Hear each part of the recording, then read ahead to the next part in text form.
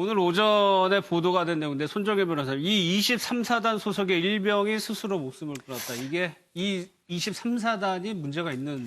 네, 어젯밤 8시 58분경이고요. 한강에 투신해서 이제 사망하게 이르렀는데 지나가던 행인이 첨벙거리는 소리가 들려서 내려봤다. 원호대교에서 보고 112에 신고했는데 끝내 이제 소방당국이 구조를 하긴 했지만 의식이 돌아오지 않아서 사망에 이르렀습니다. 이 일병이 육군 23사단, 그러니까 삼척항 인근에서 근무를 하면서 하는 업무가 초소서 이제 상황 일지를 상부에 보고하는 역할입니다.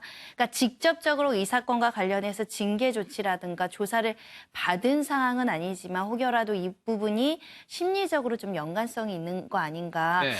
좀 우려가 있는 상황인데 근데 그날 근무를 하진 않았다고 합니다. 원래 여기서 근무를 하는데 15일부터 이제 그 오후 2시부터 10시까지 근무를 하고요. 이 목선이 삼척항에 입항했을 때는 그 정기 휴가 중이어서 본인은 휴가 간 상태였다라고 합니다. 예. 사실 이 부분이 오전에 논란이 됐다는 거는 경계태세 실패는 진상조사단에서 확인을 한 거기 때문에 당시에 상황병으로 근무를 했었다는 그 사실만을 전해 듣고 관련이 있는 거 아니냐. 그 관련성 때문에 조금 화제가 됐었어요. 그렇습니다. 이 목선과 관련해서 어찌됐든 지금 진상조사에 대해서 보고가 됐고요, 국민들한테. 그런데 며칠이 지난 다음에 모 일병이 투신 사망하는데 23사단 소속이다. 그러면 바로 지금 연결되는 지점이 연상이 되는 지점이 혹시나 그런 그 초소 근무와 관련해서 사실 경계에 대한 실패는 전투에 대한 실패는 용서할 수 있지만 경계에 대한 실패는 용서할 수 없다라는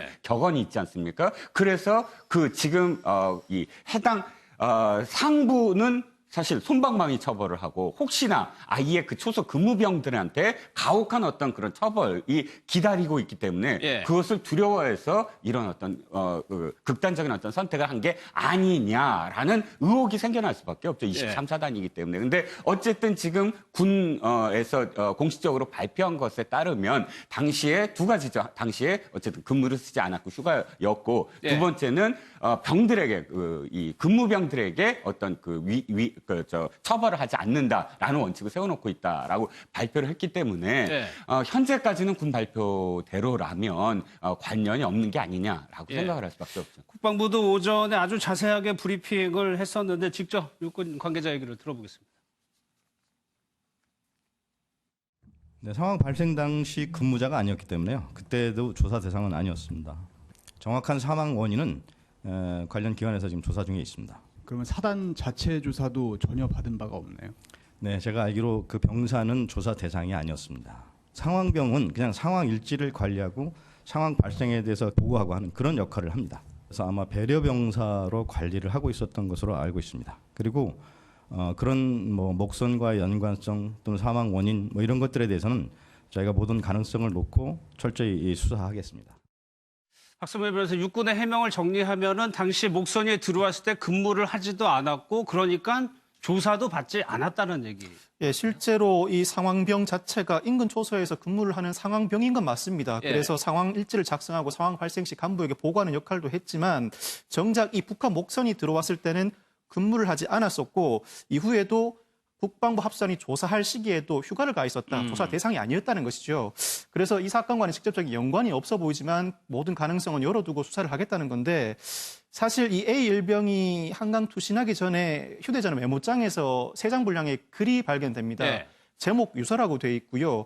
부모를 떠나서 군대 생활하는데 적응하기 힘들다. 내가 이기적이고 나약했으며 게으르게 살았다.